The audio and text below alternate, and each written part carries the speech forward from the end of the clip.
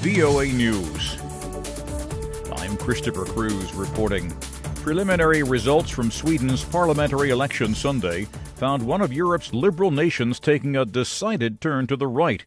The anti-immigration Sweden Democrats, which wants the country to leave the European Union and put a freeze on immigration, appeared poised to become the third largest party in parliament. Reuters correspondent Saskia O'Donoghu reports. Sweden took in more asylum seekers per capita than any other country in Europe in 2015, magnifying worries about a welfare system that many voters already believe is in crisis. Sweden Democrat leader Jimmie Akesson has promised to sink any government that refuses to give his party a say in policy, particularly on immigration.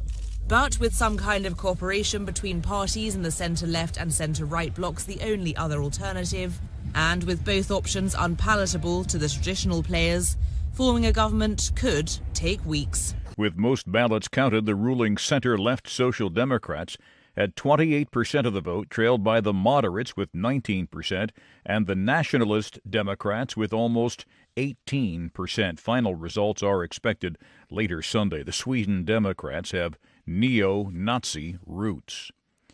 The head of the United Nations Refugee Agency said Sunday that an estimated 8 million Afghans do not live in their homes. Filippo Grandi was in Afghanistan and Pakistan on Sunday. He said millions of people are displaced internally or are in other countries after fleeing conflict, poverty, unemployment, and a worsening drought. He said unless schools and clinics are built and social services are provided, it would be extremely difficult to encourage Afghans living in exile to come back to their country. This is VOA News. Russia and Syria have launched airstrikes on Idlib over the weekend. Idlib is Syria's last rebel-controlled region. At least 4 civilians died. As the attacks on Idlib intensify, the UN is trying to negotiate an end to the Syrian conflict. Senior officials from Russia, Turkey, and Iran will meet in Geneva on Monday for 2 days to talk about writing a new constitution for the country. Correspondent Lisa Schlein reports for VOA from the site of the talks. UN Special Envoy for Syria, Staffan de Mistura, views these talks as the curtain raiser on a renewed political process for Syria. The aim is to help this conflict-ridden country transition to a more democratic society. De Mistura says the focus of the 2-day meeting will be to establish a Syrian-led and Syrian-owned constitutional committee.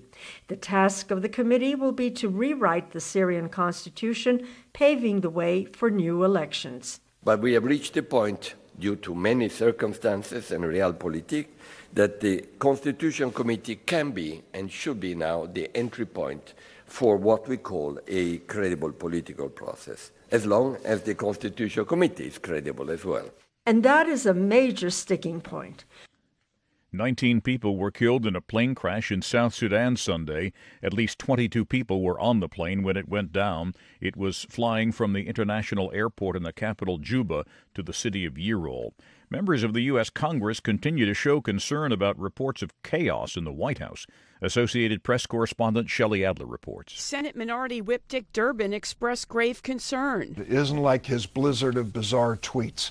We are talking about consistent reporting over and over again about unpredictable, unprepared, unstable behavior by this president. To the other side of the aisle, and Republican Ben Sasse, who compares the White House to a reality show. The drama of the Woodward quotes and the drama of these op-eds. What you'd like is the president to not worry so much about the short term of staffing, but the long term of vision casting for America. Pull us together as a people, help us deliberate about where we should go, and then build a team of great, big cause, low ego people around you. Both Sasse and Durbin were on Meet the Press.